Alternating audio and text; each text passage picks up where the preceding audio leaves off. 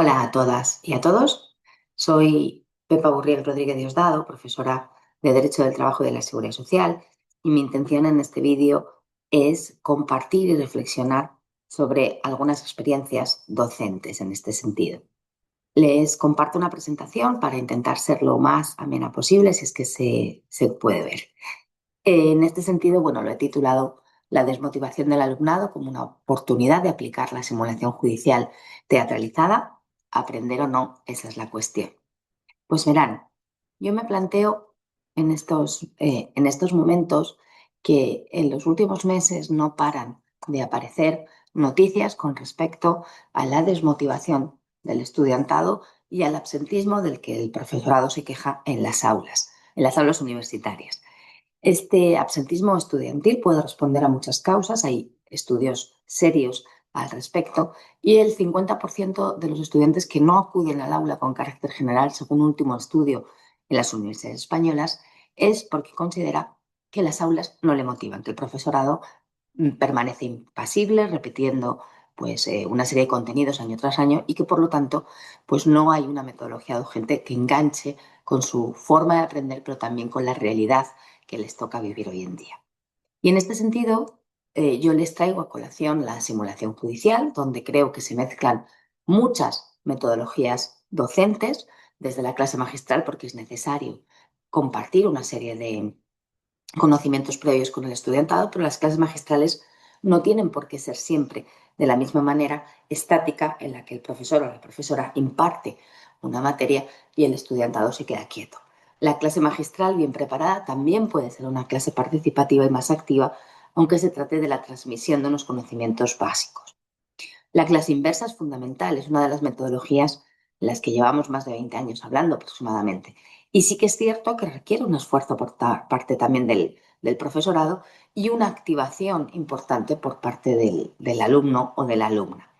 Trabajo colaborativo porque yo las simulaciones judiciales las planteo siempre en grupo. Creo que es un trabajo que ayuda a crecer y además que hay que compartir y aprender a trabajar en equipo. El roleplay o teatro, porque creo que hay que dar un paso más y en este sentido a continuación comentaré por qué, pero además creo que la ludificación siempre es importante. Es decir, tenemos que ayudar a los estudiantes a que aprendan jugando, a que se den cuenta de que el aprendizaje también puede ser divertido y podemos establecer una serie de recompensas para este aprendizaje. Y en este sentido, todas las simulaciones que yo he hecho siempre han tenido un peso en la evaluación, como a continuación les contaré. Pero a la simulación yo le quiero dar un toque añadido. Según mi experiencia, es importante añadirle el teatro. ¿Por qué? Porque también hay que desvestir lo que es la simulación judicial de esa seriedad que tiene y esa importancia en la vida real para que los estudiantes se permitan jugar con el lenguaje, se permitan jugar con las normas y también con el rol que les toque ejercer en este caso. El teatro es una herramienta transversal, se lo indico ahí y ustedes también lo conocen. Ayuda a aprender no solamente en conocimientos, sino también en valores y también en competencias. El trabajo en equipo que puedan realizar dentro de un solo rol, por ejemplo, parte demandante o parte demandada, pero también con respecto a los compañeros. Esto hoy en día es muy importante porque en las profesiones jurídicas nos encontramos con que se ha perdido ese respeto al contrario, ya no como contrario, sino como compañero o compañera. Y el teatro sigue siendo una metodología emergente. Es cierto que podemos hablar del teatro más allá o antes incluso de la época griega, pero no podemos obviar que sigue permitiendo eh, poder aprender de una manera novedosa. Siempre va a ser novedoso el teatro. Yo creo que nos enseña competencias clave y competencias para la vida. Y se las he resumido, porque esto solamente es un resumen, en la siguiente. Competencias clave, evidentemente, la comunicación lingüística que podemos demandar en unos estudios universitarios. Pero también el sentido de la autonomía. El sentido de la autonomía porque los estudiantes son capaces de poner en marcha una defensa jurídica, están solos ante el peligro del tribunal y por lo tanto actúan de una manera clara. Y una competencia digital, porque no olvidemos que hoy en día cualquier profesional jurídico de las relaciones laborales necesita la competencia digital para la búsqueda de información absolutamente básica y descartar lo que no es fundamental o lo que realmente no es una fuente fiable. Por otra parte, el teatro también da competencias para la vida, autoconfianza y seguridad. Muchas personas que inician una actividad teatral al margen de la universidad para fomentar su autoestima se dan cuenta que así es y lo consiguen. Y también permite la creatividad, la espontaneidad, pero esa creatividad que hace que todos los conocimientos que uno haya preparado previamente florezcan en el momento, vamos a decir, de la tensión de la simulación judicial. Y les he añadido también, una comunicación no verbal. Hoy en día hablamos de la comunicación lingüística. Dentro de las aulas es fundamental que los estudiantes aprendan a expresarse de manera oral, pero también de manera escrita. Pero esa competencia de lenguaje no verbal es fundamental.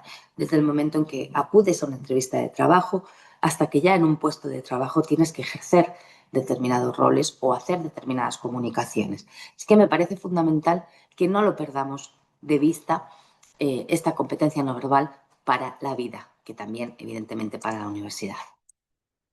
Mi experiencia, les resumo, en el curso 2015-2016, yo comencé a utilizar, tras la participación en un curso de profesorado universitario, el debate en el aula, perdón.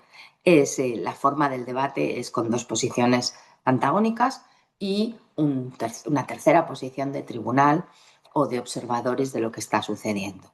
Estos debates en el aula yo los puse en un aula de grado de relaciones laborales. En ese momento había unos 70 estudiantes aproximadamente. Los dividí en grupos, bueno, que se agruparan ellos, evidentemente, y a partir de ahí les di diferentes temas para que todos ellos prepararan los pros y los contras de cada uno de los temas. El día asignado de esa actividad evaluativa y por lo tanto con un peso, les sorteaba el rol de quien defendía los pros, de quien defendía los contras y de quien actuaba, en este caso, de observador, de tribunal, de juzgador o juzgadora.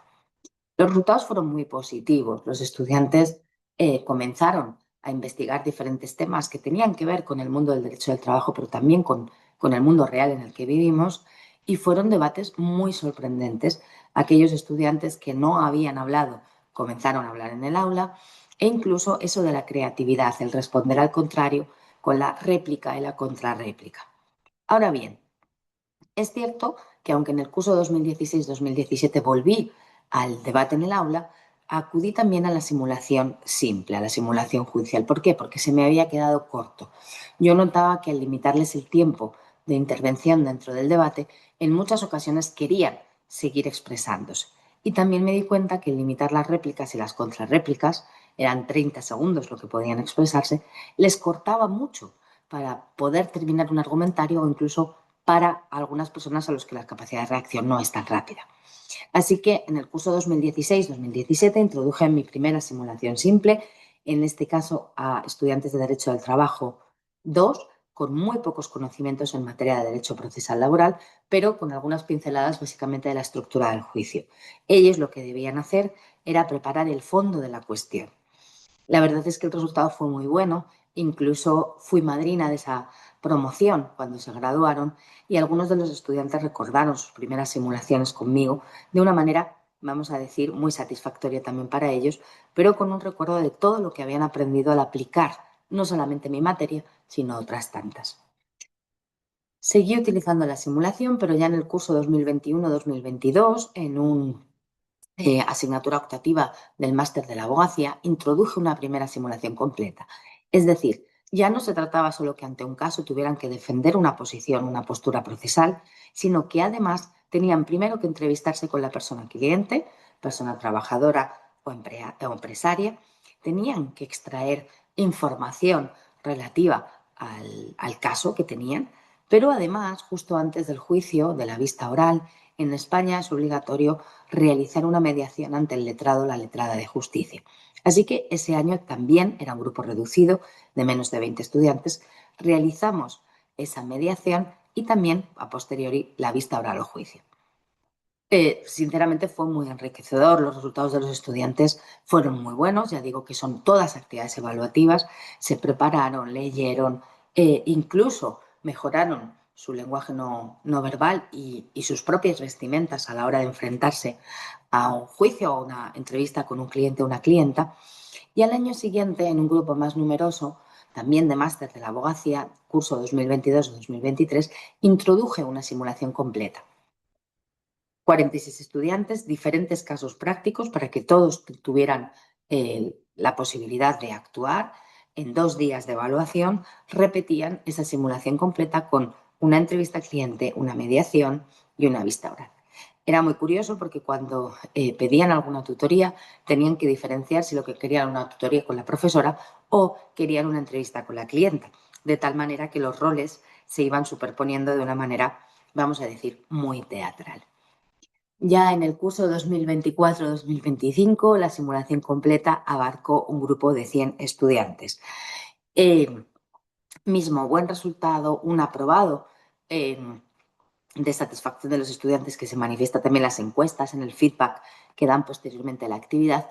Y lo más bonito es que los conocimientos después los han ido aplicando. Por consultas de los estudiantes una vez graduados en sus futuros profesionales, te das cuenta de que aquello que has enseñado en un aula y en un aula teatralizada les ha impregnado más, porque, como dice los estudios en neurociencia, se aprende mejor con emoción. Ya por último, comentarles en el curso 2025-2026, a propósito de la primera competición del Mood Court laboral en España, participaron 3 grupos de estudiantes tutelados, dirigidos, entrenados, en este caso por mí, a través de la Facultad de Ciencias Jurídicas de la Universidad de Tarragona, donde me encuentro actualmente. Nos permitieron canalizarlo en un trabajo de final de grado, por lo tanto también tenía una evaluación y por lo tanto también ayudaba a los estudiantes a que participaran no de un modo, vamos a decir, gratuito. De los 3 grupos, de los 3 grupos que participaron de la universidad, 3 quedaron entre los 44 seleccionados en la fase escrita y uno de ellos pasó a la competición oral, quedando en tercera posición de los 8 que pasaron a la fase oral. Mi experiencia es que la introducción del teatro como una herramienta de aprendizaje es muy buena.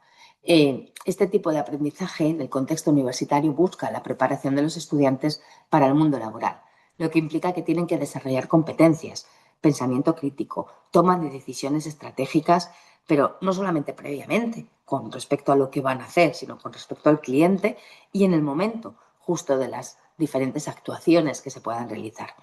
Creo que como universidades debemos ser capaces de desarrollar y emplear herramientas que faciliten un aprendizaje significativo y profundo en los estudiantes. Me voy a permitir decir esto, pero hay muchos tipos de exámenes que lo único que hacen es que los estudiantes memoricen, vomiten en el examen y posteriormente se olviden de algo.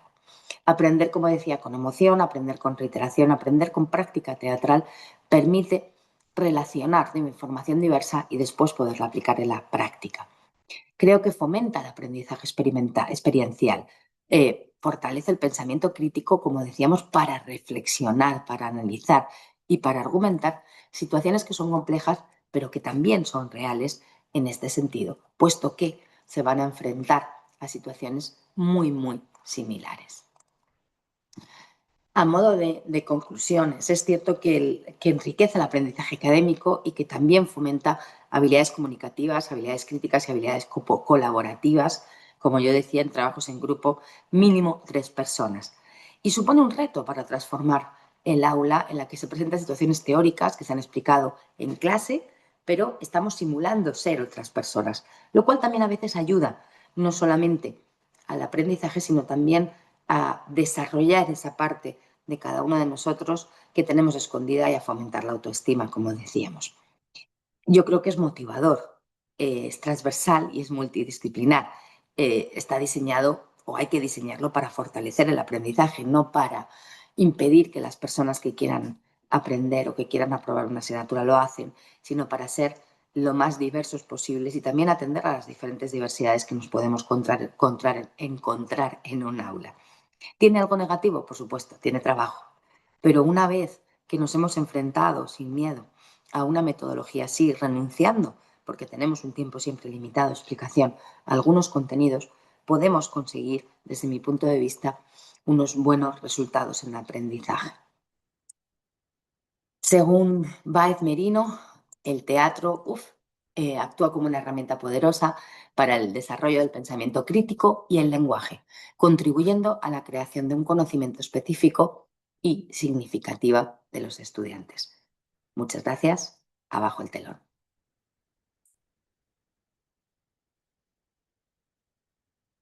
Por Dios, que haya salido bien. Ujú, ujú, ujú,